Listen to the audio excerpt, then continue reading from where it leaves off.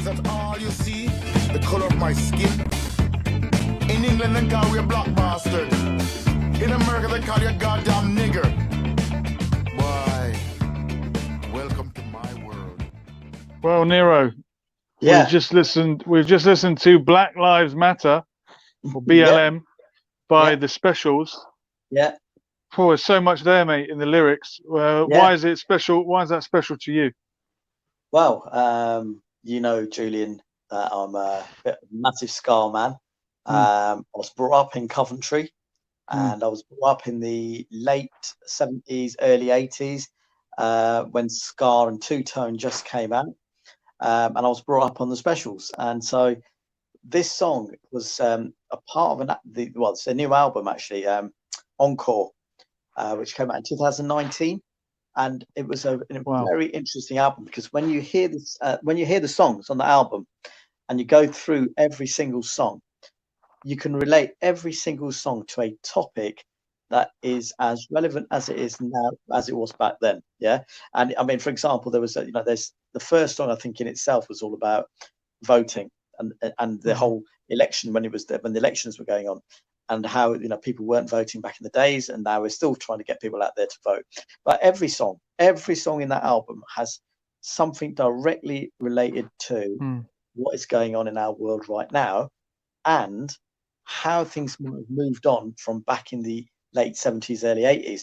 And in a lot of cases, actually, when you hear this album, you'll realize things haven't really changed much. In fact, when you reflect upon the album, you kind of realize that over the years, well, I did anyway, over this last 40 years, I've been realizing and thinking to myself, we seem to go up in ups and downs. Yeah, there's a point when there's all these things are happening, which are all nasty things, and then suddenly those nasty things kind of die away for a little while, and then they suddenly come back in again. So this particular song, the reason why when I heard it, I thought, great song, great lyrics, and he talks from his own personal experiences, when he came to this country, how it affected him. And then I started thinking to myself, 2019, that was that's when the album came out, and yet this year we've just had this whole George Floyd thing. We've had the thing that recently happened in London. We'll come to that later on, maybe. But there's all these, however many people out there are protesting for the Black Lives Matter movement.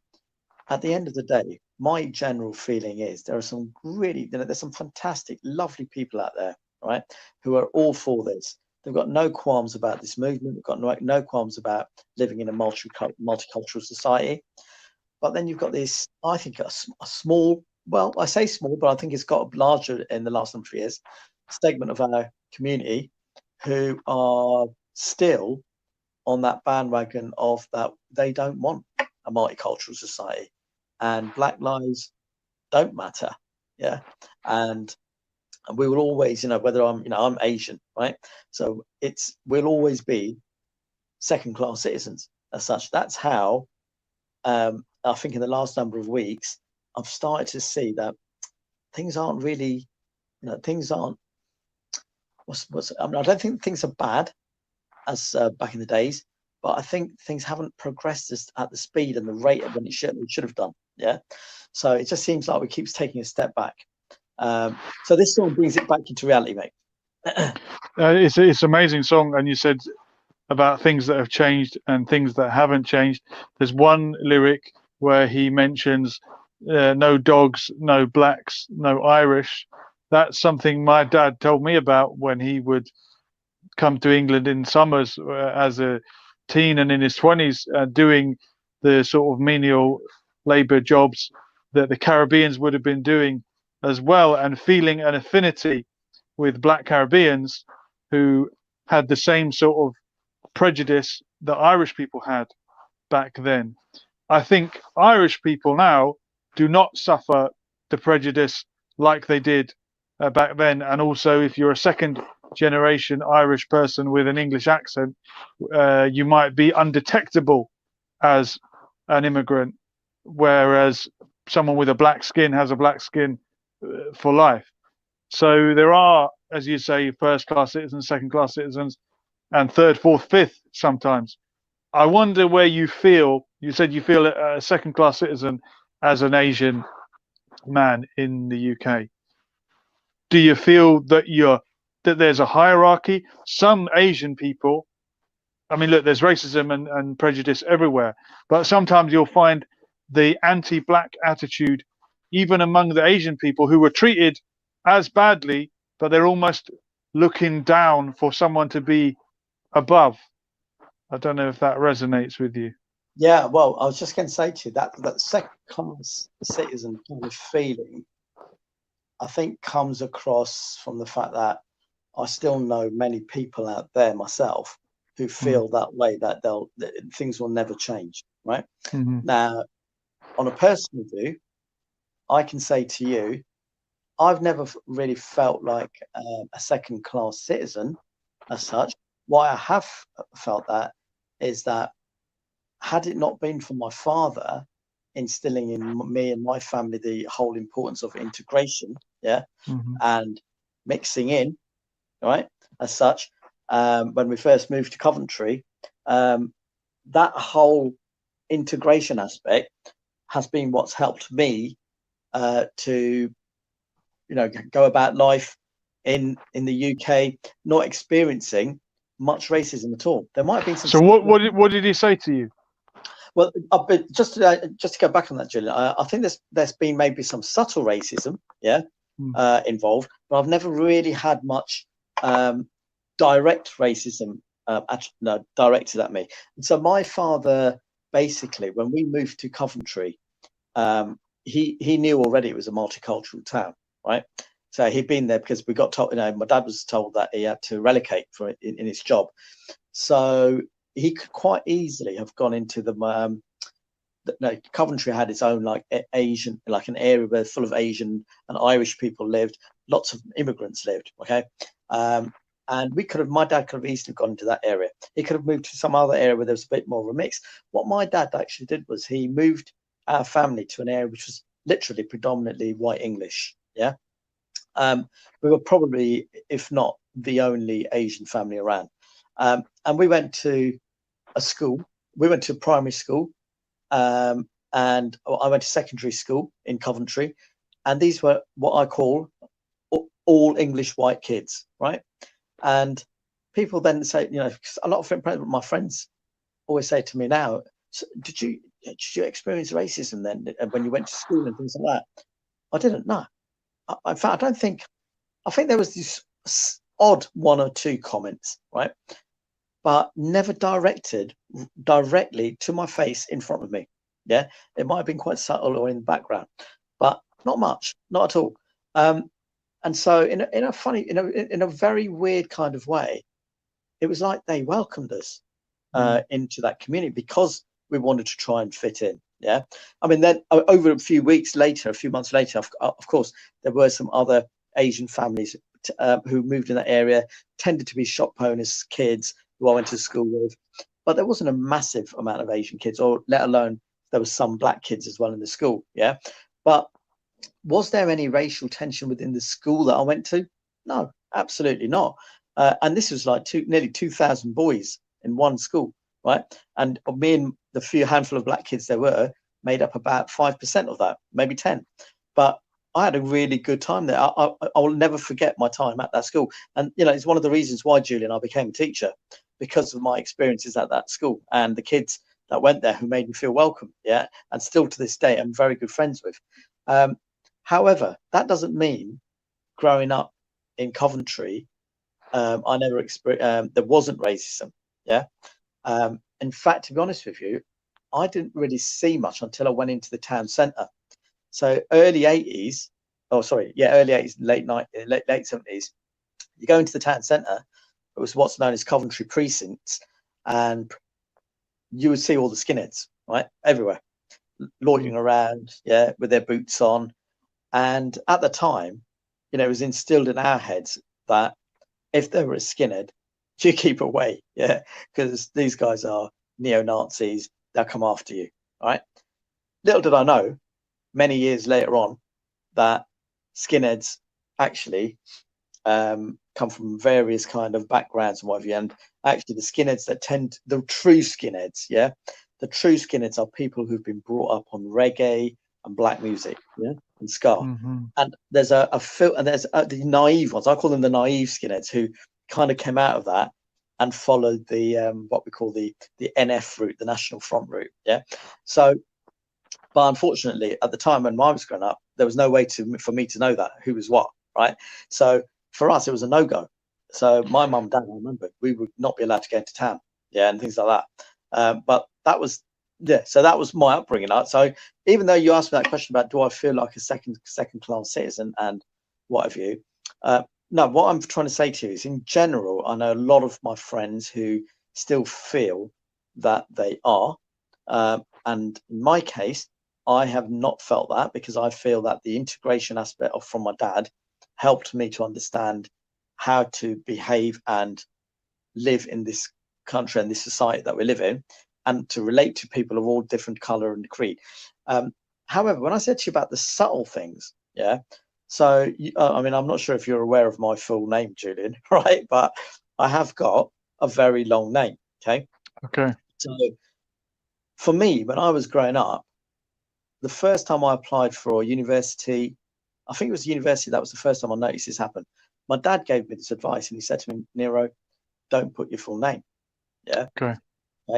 And he said, well, it's actually Neroshan, right? So he said, put it as Niro and condense the full name of your surname to Shri. Okay. And I kind of asked him at the time what that was all about. And he said, don't worry. Yeah. He goes, just do that. You'll find out. And then later on, I figured it out. Yeah. When I was filling my names out in full, and I wasn't getting any jobs or any sort of interviews and what have you. And then I changed my tact and put Niro, Shri or whatever. And I'm suddenly getting job interviews and asking, yeah. And for me, that was the entry point, because if I could get myself in front of the interview panel and then talk to them, and they hear my voice and they see me in person, the comment I normally get is, oh, he's one of us. Right. Yeah. Okay. He's one of us. Wow. So, yeah. But that wouldn't come across had it not been for the fact I changed I shortened my name down. Right. So, and I still get that. Even in the recruitment industry. I can tell that when I'm talking to somebody, a client or candidates on the phone, some of them are like, they don't really realize what you are about. They don't know what you look like. They can only hear you as an Englishman. Yeah. All right, mate. That's my mate. All right, mate. Yeah. How you doing? Yeah. But little do they know, in the background is this Asian geezer, right? Who could quite easily put the accent if he wanted to. But you know what? I lost that accent, and I'll tell you in a few minutes' time, if you remind me, who helped me to lose my accent and develop that tone of voice, which I also believe is part of this whole racism factor, which is attributed to mainly. Was it a professional boxer? Well, I can tell you very eloquent. Yeah, he's very eloquent. But I will tell you, it was basically that was when I first came to England, 1975. I lived in St Albans, right, in Hertfordshire, and I went to a primary school there, and I couldn't speak a word of English at all. You got to remember, I came from Sri Lanka, couldn't speak a word of English, and I was. What was your first language? Tamil. Tamil. Yeah. Could you speak any Sinhalese? I know there's two languages on the island of Sri Lanka. No. Tamil only. Yeah, I was only 5 years old. I was 5 years old. Yeah, I came here. I went to some schools. I was put into like an infant school. It was infant school, I think it was. And it was there where they put me into these classes where I was with my class on my form, but I would be taken out and had extra English lessons, predominantly extra English, some maths, and then reintegrated back into the classroom. But that wasn't what actually solely helped me. What really helped me was that at the time I was referred to also the speech therapist in St Albans, and I was going to the speech therapist, as did my brother. Now, but my brother had a bit of a speech impediment. He couldn't say the letter. He couldn't say anything with S and an H at the beginning. Sorry, it's the other way around. He couldn't say things like snake, so he would say snake. Yeah. So he went in there to kind of correct that. But what we found was inadvertently was that me and him using the speech therapist help us to. I think it was the phonetics of the whole, utilizing phonetics and tone in our language correctly, that helped us develop that our what I call Britishness. Yeah. And so I actually have a lot of time now. I mean, since I've become a teacher, I've known and I've seen where, you know, lots of kids at schools are struggling with their language. And, you know, you're talking about British born kids who are struggling with writing and understanding their own language. And I actually feel by having speech therapists in schools, that would help that would help these kids. And I remember when I was teaching in one school where they did do that in Mitcham. Yeah. They brought in speech therapists. So it kind of reminded me, I remember seeing those speech therapists then. I thought, oh my God, this is what happened to me. Yeah, when I was at school in St Albans, yeah, the age of 5. So I've got a lot of time for speech therapists, and one day I'd love to, go out there and promote the values of speech therapists out there. But Wow. yeah, so going back, I think the racism that I feel, that Asian people feel, and don't really realize it, is that a lot of the times, if it's not to do with the color, it's to do with the accent. Yeah. So, I mean, I remember telling, I think you or some other people, an example where I went to a school. I got through the interview. I mean, I went into, I had an interview with all these kids who just literally straight from the word go took to me. I was offered the job. Yeah. Another chap went for an interview, okay, for the maths role. I went for head of science. He went for head of maths, and he was an Indian chap, right? He also got offered the job, took it. Now, he lasted 1 day. I lasted 6 years or 5 years, right? And the difference being is, I straight away seen it. I did feel that this was going to happen, and it was his accent, yeah. And the kids absolutely ripped into him. But the same kids, when they were taught by me, see me as one of them, And which, those areas that I taught, by the way, they were hardened NF areas, British National Party areas. A lot of the kids came from those kind of backgrounds where their families voted for them, yeah. So, like I said to you, I've never really felt it. I've never really experienced racism in its entirety, but in its subtlety, yeah, definitely. So going back, like I said to you, I understand why with the whole Black Lives Matter, okay, and George Floyd and what's coming and all that.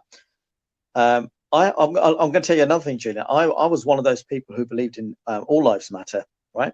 So just a few years ago, I remember when the whole, I can't remember what was it was all the shootings. It wasn't the police and the kids in America, the black kids who were all black people who were getting shot in America and things. Yeah, I remember that, 3 years ago. And I remember a friend of mine, a very good friend of mine, nearly most of my friends are black, yeah. And I remember one of my friends who was really promoting the whole Black Lives Matter at the time, bought the t-shirt, wore the t-shirt, really proud. And I remember looking and thinking, what is this guy doing? And I'm thinking, isn't it all lives matter? Isn't it? Surely all lives matter. My life matter as well. Even the white people out there, their lives matter too. Yeah. So surely it must be all lives matter. But I think from the whole George Floyd thing that's happened, yeah, and me listening to, shall I say, people talking, whether it be my black friends, white friends, even some of the most strangest media things I've heard. I was listening to Talk Sport and I heard one of the radio people in there, who's quite an outspoken gentleman, but I spoke, he put something in perspective and I thought, oh, he's got it right. And then there's a chap I listened to on podcast, Stephen Bartlett. Stephen Bartlett put something out and he mentioned, he did something about why the words Black Lives Matter does mean, and it is relevant and important as does all lives matter. But the reason why Black Lives matter most is because Black lives seems to be the ones, it seems to be like, black people are the ones who seem to be feeling that they're being targeted more so than any other cultures. So I started looking into that a little bit more about myself. Then I started thinking on a general level, what about Asian people themselves? And I think Asian people are also targeted, okay, just as black people are, but not as much. And I think it's also, again, perception.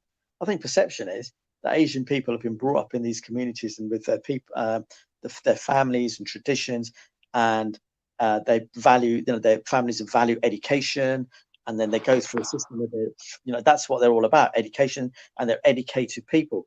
Whereas, of course, I know I've got, I mean, that's not as straightforward as what it seems it is, yeah. But whereas I think coming from the black community, and you talked about earlier, just a few minutes ago, Julian, you mentioned how you said that, I can't remember what it was you said, but actually it was the coming together of, it's very strange this, but in the 1970s, the late 70s, early 80s, when two-tone movement came about, it was predominantly white people and black people getting together, right? The Skins, the Rude Boys, yeah.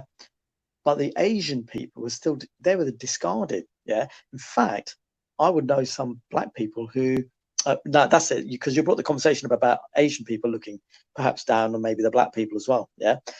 But actually, it was also the other way around. I know when I was growing up that when the white kids and the black kids got together, or the skinheads and the rude boys got together, it was like them and the Asian guys. Yeah, the Asian people were the separate groups. Yeah. Well, England's biggest football hooligan was a black man, wasn't he? Yeah, that's right. Excuse my foul language, would go so-called Paki bashing. Yes. And they disliked the Asians. Yes. And there was, I think, a sense that black people were more integrated than the Asians. And that type of white racist has been not shy or reluctant to adopt aspects of black culture. You said the ska music, the reggae, even now, I think black culture has been adopted quicker than Asian culture, and it is seen as it's mainstream. Yeah, that's exactly what it is. And I think it's really weird this, because it's only later on in life, as a young kid growing up at that time, I never really it was the music that got me. I just loved the music, and I thought like here comes a band that from nowhere is promoting, racial harmony, right? Yeah. But I think what was the turning point for me, one of the biggest turning points that people sometimes don't remember this, but 1979. So around that time, basically, there were race riots everywhere. Okay, it was in Toxteth, Brixton, all over Southall, Handsworth in Birmingham. There was race riots, and that was very much a black and white thing. But what people forget also is that it wasn't just black and white at the time. It wasn't just black people versus white people. It was actually more black people versus the police, right? And then what happened was that white people also got jumped on the bandwagon. It was there was like a unity there of understanding. It was the police against us, all right? Now, there were some elements of the black against white. Of course, there was the National Front there who were doing their stuff. And then there was the black people's and the black and even Asian people who got together and tried to come against that whole movement of National Front. But it's predominantly black people and predominantly white people, either against or with each other. The Asian people tended to keep out of it as such, right? Now, we were all seeing this, I think, from a distance, and yet it was the Asian.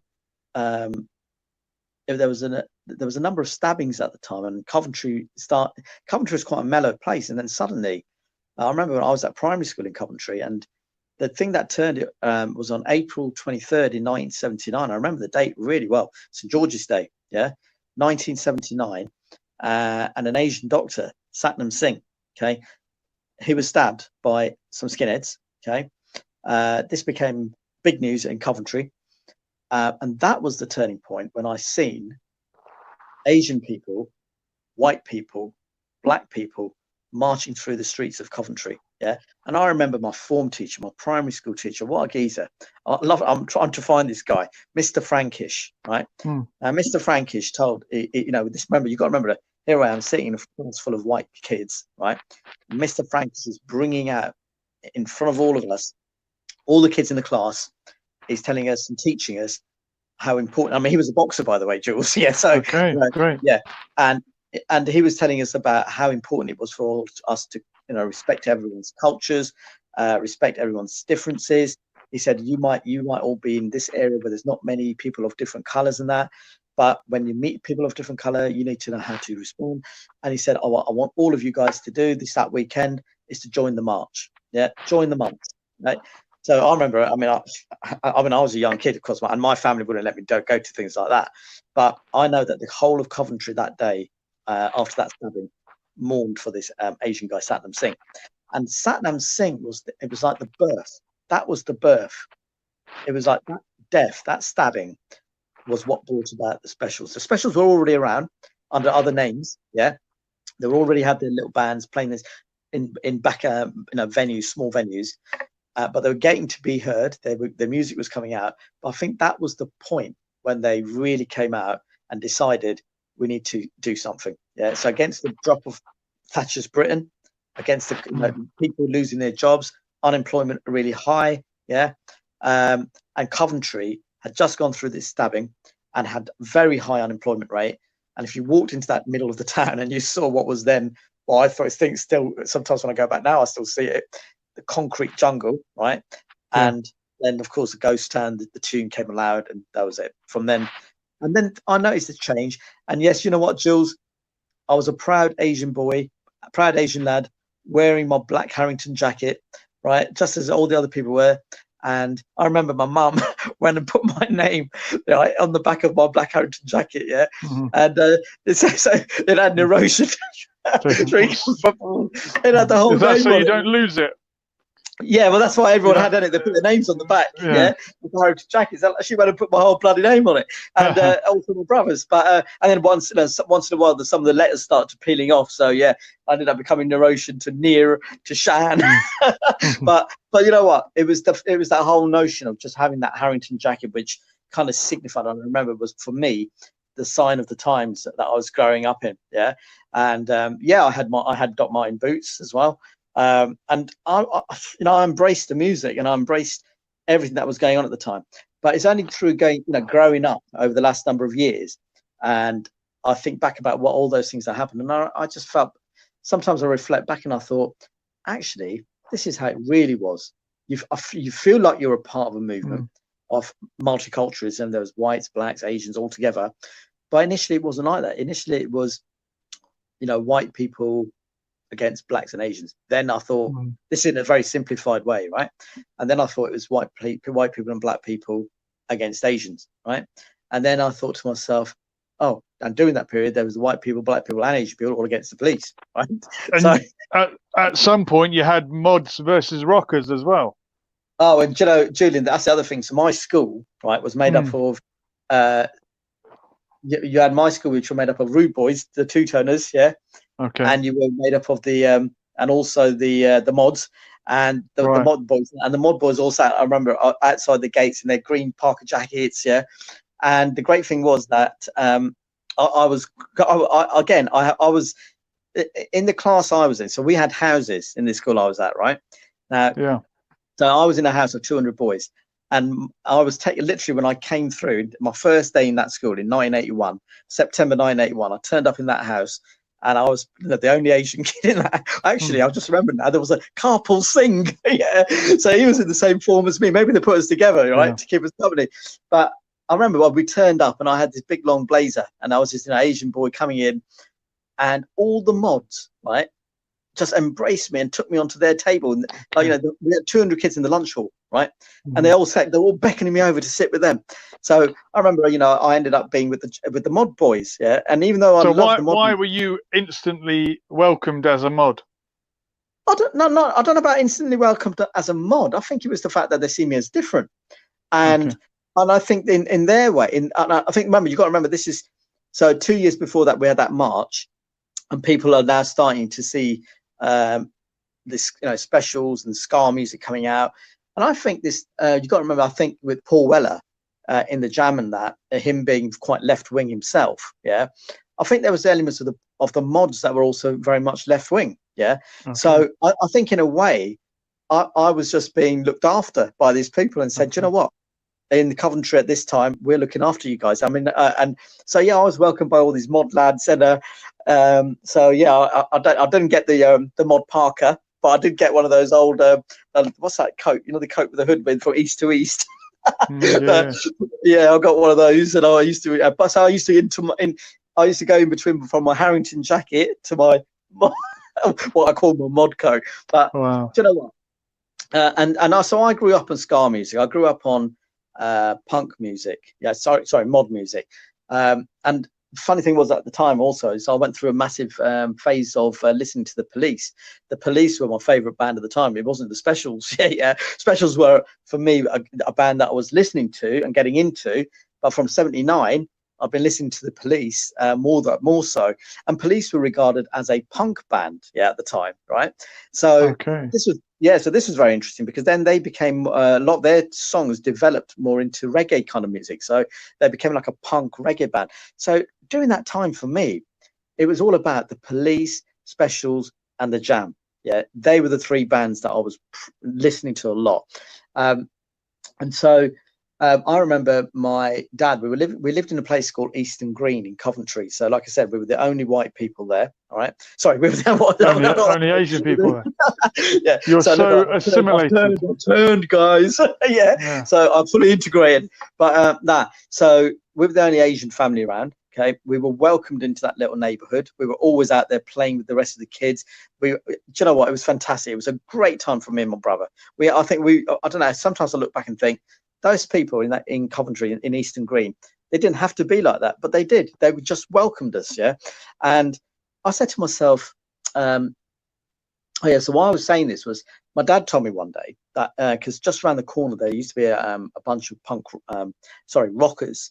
Not punks, rockers, who lived in a house just up on the next block. And they weren't the friendliest bunch, right?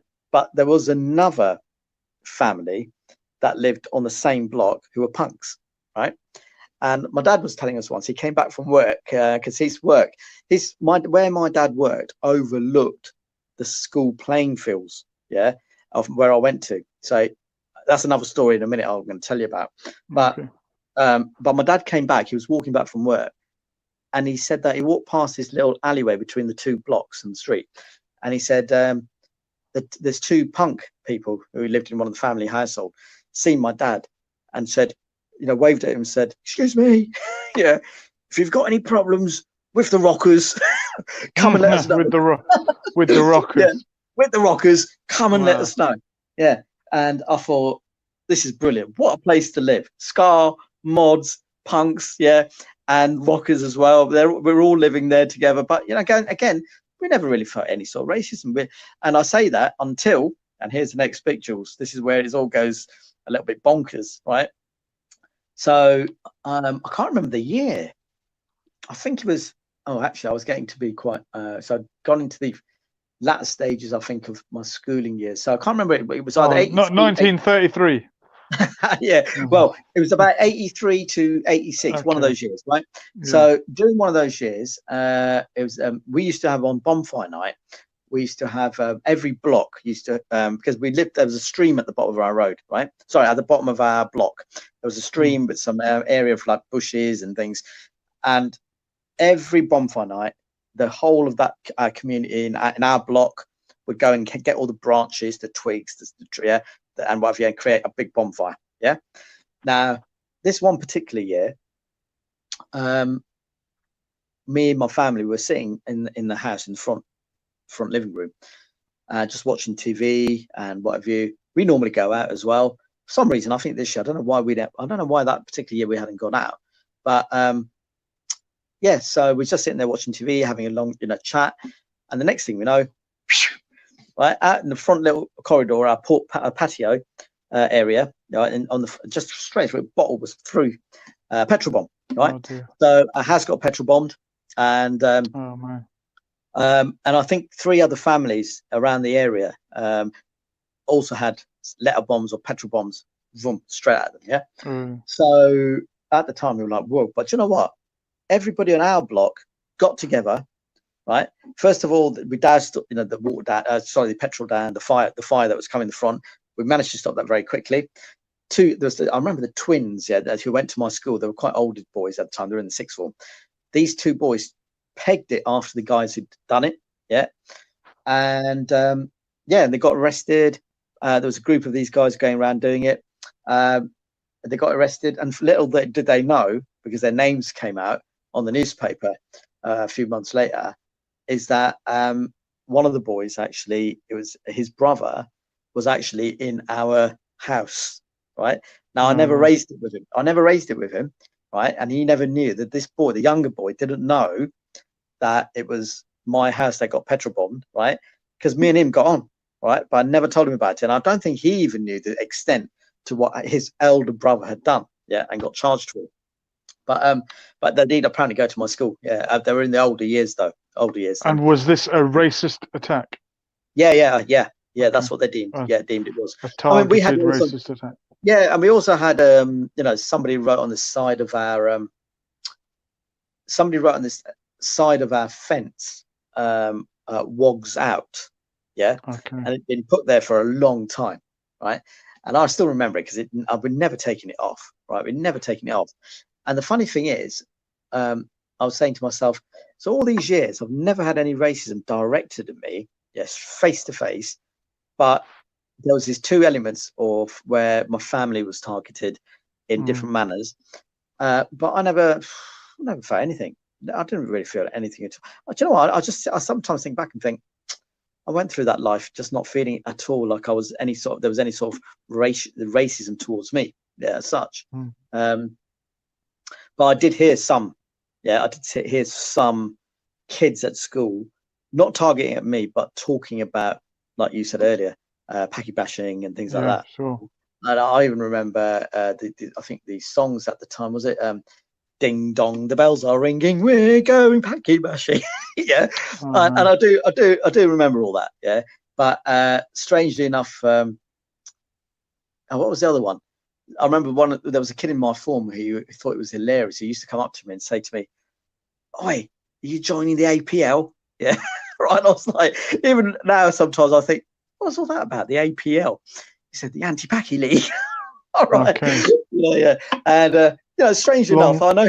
Wow. Yeah. Long before the EDL. Yeah, absolutely, yeah.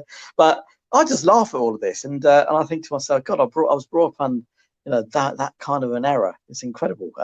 But even saying that, and like I said to you, I had the best years of my life at that school. Yeah, I was well protected by certain people. I was well liked by certain people, the right people, I call it. Yeah. I was, even though I was like I said, one of the Asian guys in the form, I was the one who was the form captain in terms of setting, getting our form in terms of a football team out. We used to have these house assemblies. And I was the one who used to come out from my form and do a lot of assemblies, be acting out Bruce Forsyth, play your cards right, good game. Wow. Yeah, and I think that's why the guys, that's why the people in my school, in my class, always thought Skeezer's funny, man. Yeah. Do you feel, as an outsider, being the only Asian in the class or one of the few, that you have to play the clown?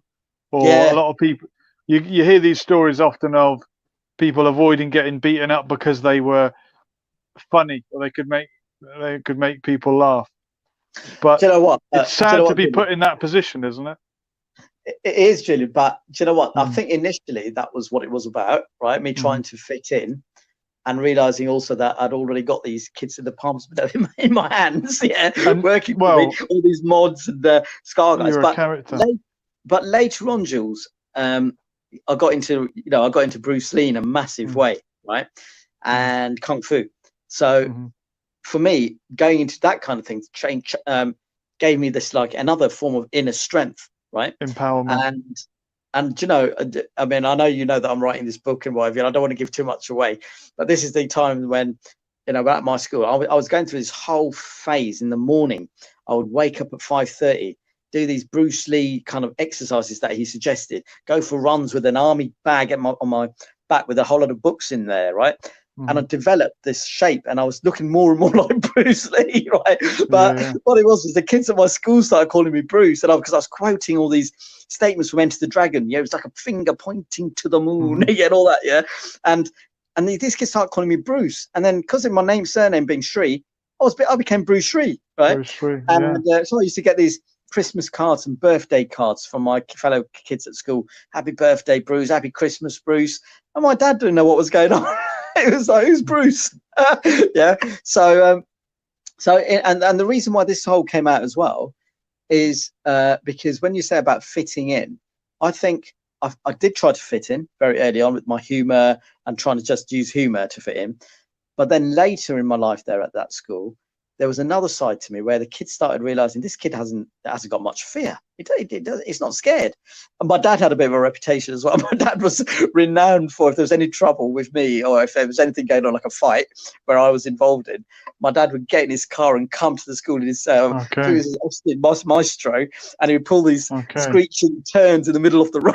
Yeah, I remember some of the guys, kids in the school remember that. In fact, I've got to remember that, Julian, for the book. Yeah, but yeah, he'd do these turns in the middle of the road, and then he'd open the door and goes, "Yeah, get in here in the car." Yeah, but I remember that, you know, later on, I think it was when I was in the year that I had my O levels in 1986. There was a massive teachers' strike, right? And that particular year, there was this lad that me and him just did not see eye to eye, but there was a few times incidents, and there was another incident as well where there was, I don't think it was racist attack. Sorry, I don't think it was any form of racism involved. I think it was just the fact that this guy wanted to prove his strength and his fighting ability. But because we would all square off, right? Back then there was no knives or thing like that. But we squared off, and you know, there was one time I turned up, I remember, in school, and some of the two hard nut twins who used to be in my form, they were Ronnie and Reggie.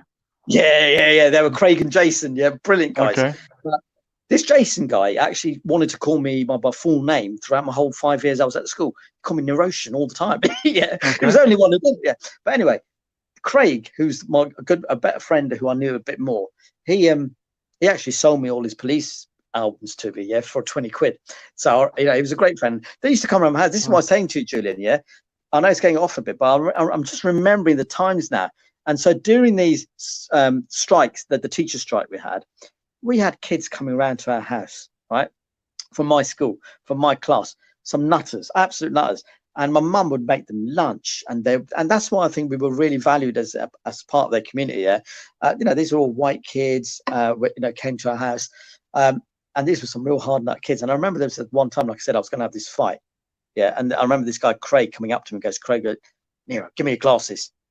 Passed his glasses over. The next thing I know, I couldn't see anything. I was thinking, shit, why did I give my glasses? And I've got this electric screwdriver from my dad, and I've taken it to my school, yeah, and out it came, boom, yeah. And then it was like, bloody hell, this guy's nuts, yeah. But I think it was a front. It was definitely a front on my part, yeah, to let them know that not only was I trying to fit in, but you don't mess with the Sri Lankan, yeah. And at the same time, I think that my best mate, by the way, who I grew up with at school, he was, you know, nobody messed with this guy. All right, he lived around the corner, and we talked about some things the other day. We got in contact the other day, and we were talking about a lot of things, which I don't think I should mention some of the things on here. But he remembers this day when I ended up squaring up to this guy in the middle of the road, right? And this wasn't the screwdriver case, but this was me and this guy squaring up, and all I did was stare this guy out. I absolutely stared this other guy out. And even this guy, Dave, right, my best mate, there was a time when me and him were going to fight, okay? Huge guy for his age. He was huge. And he was ready to, and everyone was scared of him. But for some reason, he never even put a hand on me. I just stared him out like Karate Kid, right? And I put my little pose, my right leg came up with my left leg. I was ready to do the crane, yeah, blah, blah, blah. Yeah. So he confidence.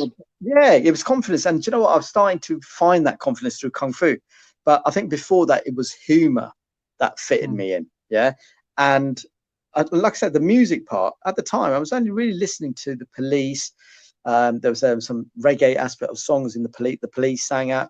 But it was ska. When I look back at my life, it was ska that actually I thought brought everybody together eventually in Coventry. And you heard less and less of the racist attacks and what have you around there. Such. Wow. Niro, one more song. I want to listen to one more song with you, and then we'll do it part 2 next time. Yeah, cool. You want me to yeah? Give me the next one. I think the next one has to be, if you're thinking it's 1986 now, and we go to, so there's a few songs, and I'm going to now take in, so we've just played one, you know, you've just listed the one that's from the recent album, so I'm going to take I want to play Ghost Town, but you do what you want, because no, I'm thinking about Ghost Town. Are you thinking Ghost Town? I'm thinking Ghost Town's the one that everyone knows and wants. Is Ghost Town Coventry? Yeah, it's all Coventry. It's all the video is all Coventry. Yeah. Wow, I never knew that. So I think maybe that was a good way to finish part one, because the song I'm thinking of also in my head, which was sung by the Specials, is probably more poignant for 1989, because if you remember in 1989, actually 1990, Nelson Mandela was released, and 1989 they had the big Free Nelson Mandela concert in Wembley Stadium, and one of the songs that Specials, of course, came out with was the Free Nelson Mandela song.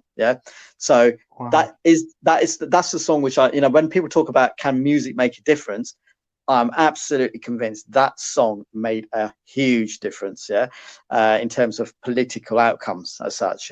So I think a great way to finish this first chapter in terms of me looking back at what happened in Coventry, because up to 1986 I was in Coventry, and my life was it's ghost town, because that's what that was what it was all about. And it's probably, no, I don't think it's going back to that, but you know what, in the state that we're living at the moment, there's elements of ghost town still there, I suppose. There is. All right, we're going to listen to it together, and then Cheers, we'll be mate. back in part two. Cool. Here it comes. I hope you can hear it. Here we go. Listen to that sound, that urban sound. We're there.